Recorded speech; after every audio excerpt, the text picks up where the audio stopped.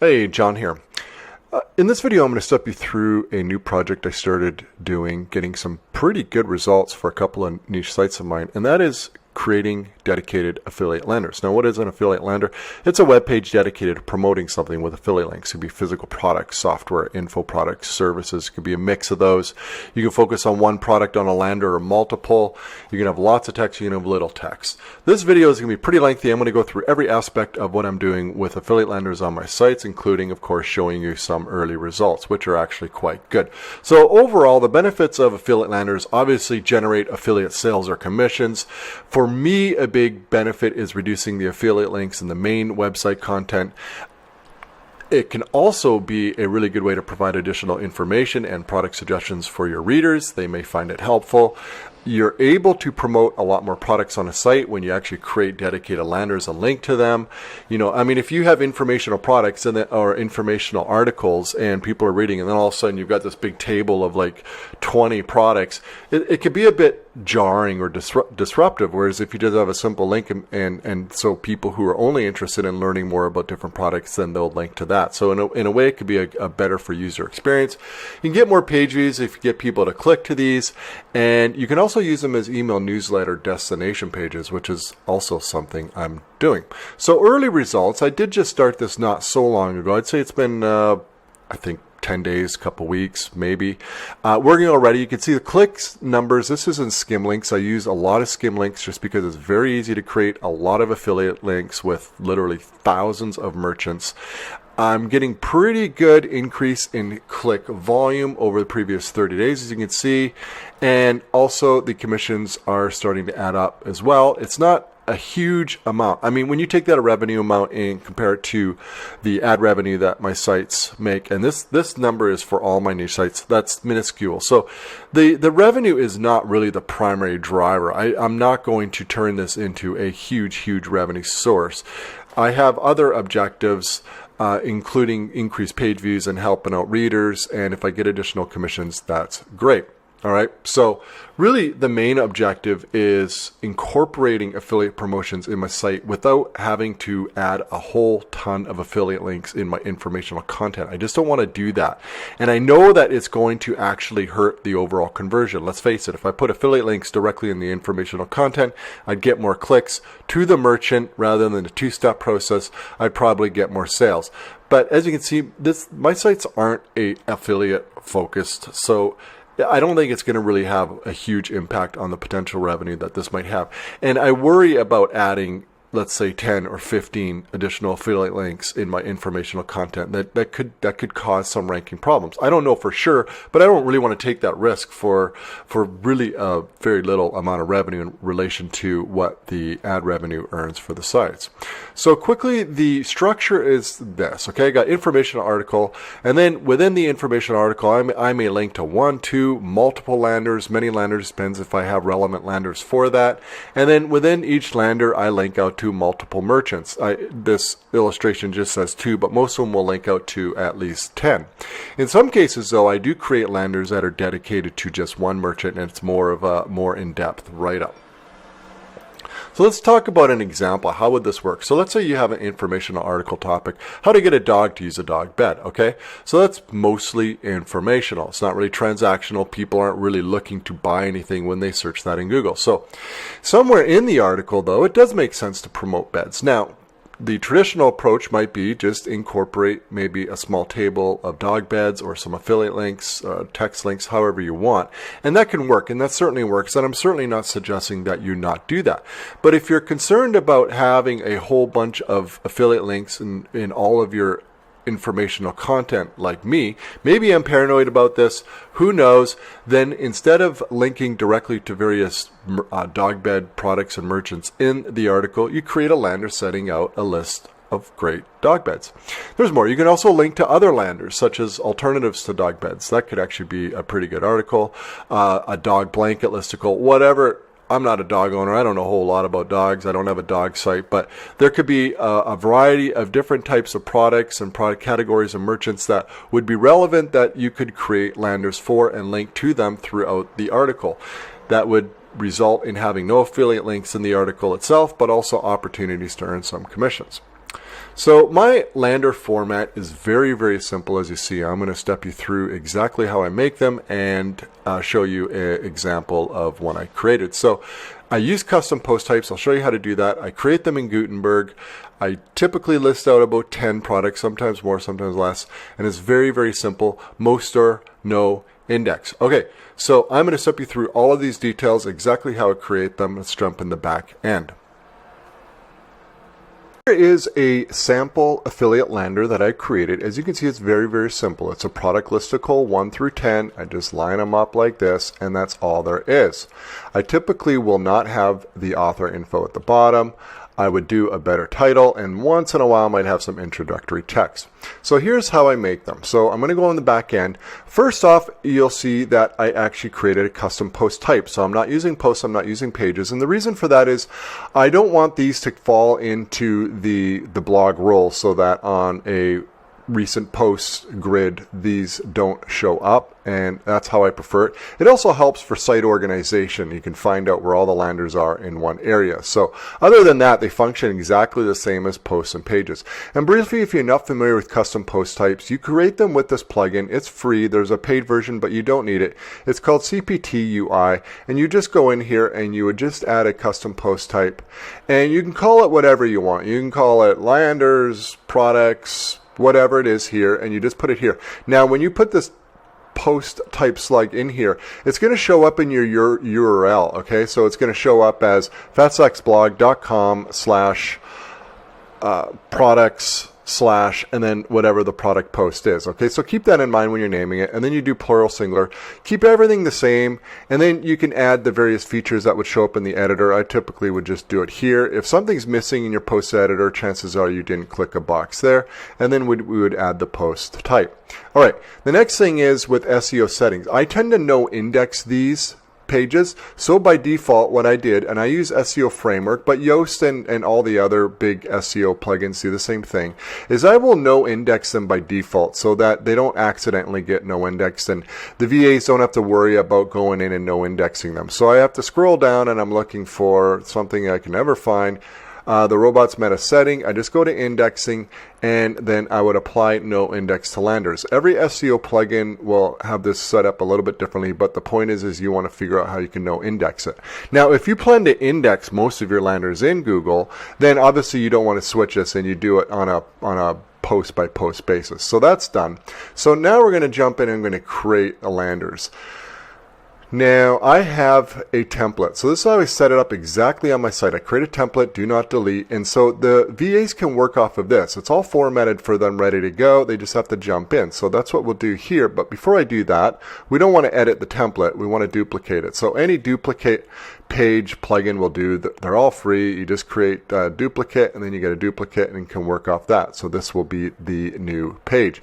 And you'll just see it's a very simple setup. I don't set up all 10 for them. I basically create a non-Amazon product listing and then an Amazon product listing. The reason I do it differently is Amazon is created a little bit differently. So as you'll see here, a quick Gutenberg tutorial here, not that I'm an expert, but I know enough to be able to set this up, is I have this container. And the reason for that is I set my pages to have no sidebar, so it's a really clean page. But if I don't have a container, it's going to end up being really, really wide. These boxes would like stretch way wide across. Now on mobile, it doesn't really matter, but on desktop, it won't look so good. So I create a container, and quickly, if you want to know how to create a container, I use a plugin called WP Stackable, and basically it offers this option, and I just look for here, and I go in there. Now that will still be too wide, so quickly I would just go in and I would narrow that container width to whatever I like. I typically like 70. That seems to be good, but you can adjust that. However, I'm not going to fiddle with that. We don't need this because I already have it. And then what you would do is you would go ahead and you would create your various product listings in here. So I'll create one from scratch. So we've got our container. We go here. We've got to click that, and we want columns. And we want 50-50. And in this column, we're going to put in a heading. And I typically would go heading 3, but it doesn't matter. You can put whatever you want. Next, we would do our description, which is just a paragraph block. And then lastly, our button. I like the WP stackable button the most. I like that left align like that. I would change the text. Obviously, I'd add the hyperlink. So that's it. That's everything so far is pretty much identical to both types of products.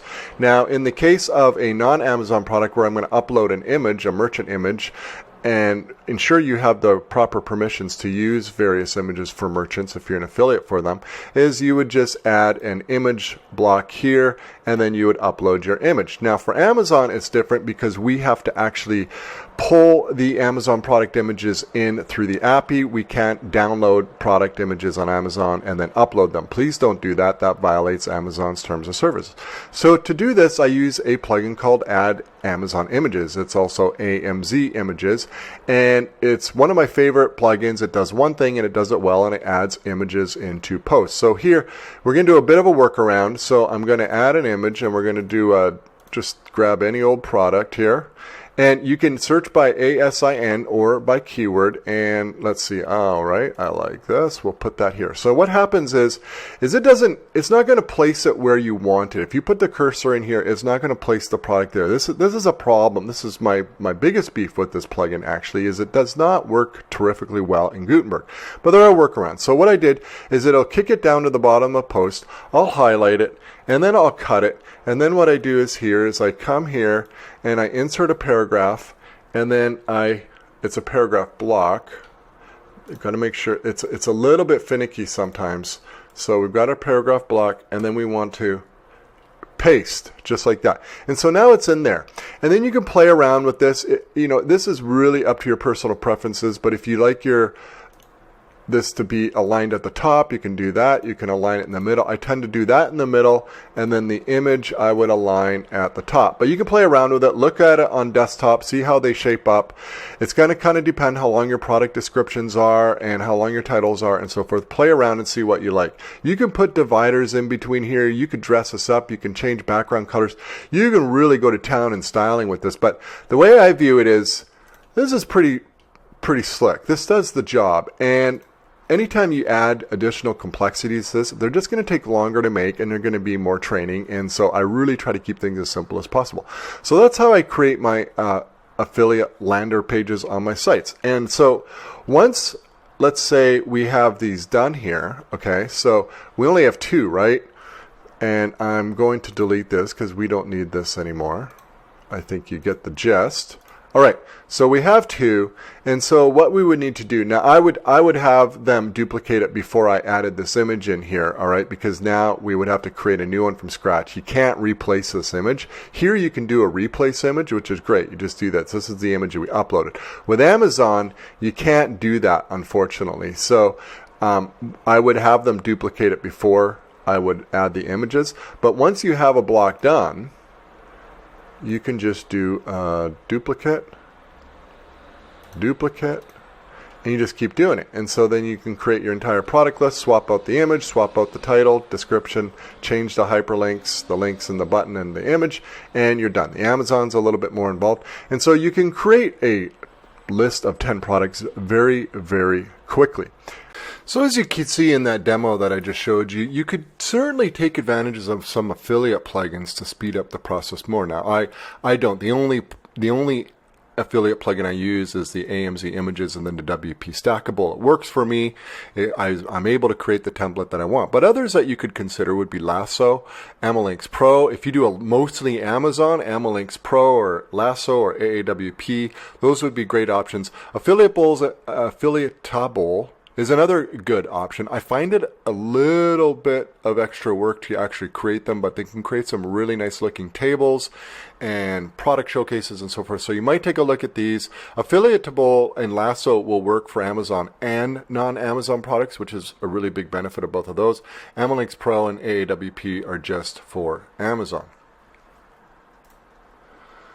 So how do I link to landers from informational articles? I don't overthink this. I don't make this complicated. Mostly it's just text links. And the reason for that is they're just quick and easy to make. So I might just be like, click here for 10 great examples, check out our 10 favorite XYZ, that sort of thing. If you want to go use buttons, by all means, go for it. Pop-ups, yes. I also do incorporate pop-ups for some product or website category and taxonomies throughout the site, not site-wide. But pop-ups would be something, if there's an exit intent, then a little pop-up would come up and say, oh, before you go, check out this, and then link to a lander of some sort. So you can incorporate all of those throughout your articles. They all work. I tend to always try to keep it as simple as possible, because simple is faster and faster is good. I get more done. So do I delegate these? How? Yeah, I do actually. If you know, in the demo in the back end there, you can see that's why I created a template. So basically anybody can jump in. I've created a quick training video on how to do it, how to do product selection, and basically create them. And it goes very, very quickly. So that's all I did. It's this is like one of those perfect types of projects that are very easily delegated to VAs. What about a sales page lander? You know, these, you know, that you've maybe see Facebook ads that will click to these really well written, high converting type of pages that will promote usually a single product. Yeah, you can absolutely create these throughout your site as well if your niches works with that. I don't. I typically focus on the physical product listicle stuff, but you know, really think about your site and use what's going to work best for your site. If there is a lot of text and it's totally, you know, unique text and it's well written and so forth, index it in Google. The reason I know index them is because I'm not really adding any type of unique content to these at all. I'm just cranking them out. That's thin content, and so I know index them. I don't want to end up with hundreds or thousands of thin content pages on my site. That could hurt the overall site performance in Google. So I know index it, so Google's not going to index it, and there's no problem with the fact that it's thin content. Do affiliate landers hurt conversions? Well, yes and no. It kind of depends how you're using them. If you create a full write-up lander page that's going to get traffic in Google, no, that's probably going to help actually. You probably get really good conversions if it's a good converting lander. But the way I'm using them, which is no indexing them, so I'm really only driving traffic to them from informational articles, yeah, I bet my conversions are lower than they would be if I put affiliate links directly in the informational content. But my primary aim is to, and I've said this over and over and over, is I want to reduce the number of affiliate links in my informational content, and so that's why I'm creating these landers. So yeah, I'm probably taking a small hit, but you know, the overall affiliate commission revenue is never going to grow to be huge amounts. So I think the smarter play is to really focus on reducing the affiliate links in content, maintain that traffic and grow that traffic, and rely on landers for affiliate commissions. So do I create landers for buyer intent articles? Okay, no, I do not. So what do I mean here? So let's say I do publish a product review, and I do. It's not a focus of any site of mine, but I do publish product reviews. I buy stuff that's relevant to the niche, and if I like it or if I don't like it, I'll write about it. No, I won't link out to landers for a let's call it a buyer intent article, and I do those on my niche sites. Let's say it's a list of best XYZ or it's a product review. No, I'm going to incorporate affiliate links into those. I'm not going to use a ton, but I am going to use them because those are a higher converting type of article, and especially for search traffic. There's no need to reduce the commissions by linking out to a lander, which is like a two-step process. So do I link to the same lander from multiple articles? Yeah. And as the number of my landers increase, and I plan to build a lot of them, many landers become applicable to multiple informational articles. So there's no reason that I can't, you know, if I got a product lander on a product X category, then anything relevant to that throughout the site, I can link to it. So I can really leverage the use of these and the time and money spent to build them. And what about putting landers on a subdomain? Okay, now I put this in here because I know people are going to ask this question, and I actually considered it. And I decided not to do it. And the reason for this is I am putting ads on some of the landers, AdThrive ads.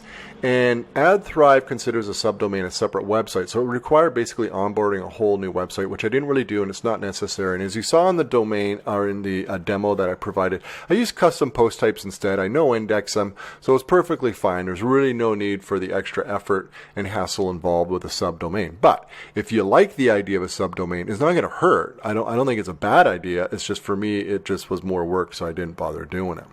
So what affiliate networks do I use? For my niche sites, which are mostly physical product oriented, I use Skimlinks because it gives me automatic access to tens of thousands of merchants. And I can create affiliate links with its link building tool very, very quickly. Any product that with any of the merchants inside Skimlinks. It's a great tool. Yes, Skimlinks skims a percentage right off the top. That's fine, but a lot of merchants actually will pay a higher percentage with them. Not all. I think overall it's probably I'd be better off if I were using the other affiliate networks with them, like CJ.com or ShareSell, wherever they are. But, you know, applying to them all, tracking all the affiliate links, creating the affiliate links in the different affiliate networks with all that, when you're doing it at scale like this, it's a huge hassle. And I also like Skimlinks because they have a great team management option. You can add as many team members as you want. It's very quick and easy to do. So they can go in there, they can create the affiliate links, and they do create the affiliate links. So basically, for me, it's a no-brainer. I also promote Amazon. It's not a huge focus of mine, but most of my landers will include a link or two to Amazon if it's relevant. I tend to prefer to promote other merchants that have a much higher percentage for their commission, just because it earns more money. How many landers do I have planned? Well, I haven't really thought it through this far, but I suspect definitely into the hundreds, possibly into the thousands of them. It kind of depends on how it goes and how they're working. I'm getting pretty good results now.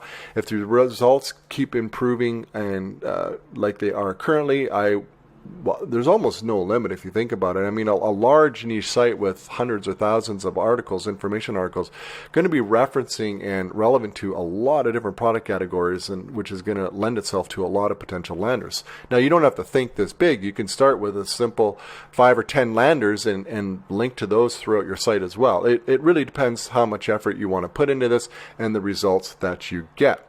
And I'm going to wrap this up with, you can learn more at faststacksblog.com. I got a free course there right on the homepage. You can grab that. It's a 6-figure baseline blogger. I go into a lot of detail about how I build up my new sites using ad revenue, getting traffic, so on and so forth. Thanks a lot for watching.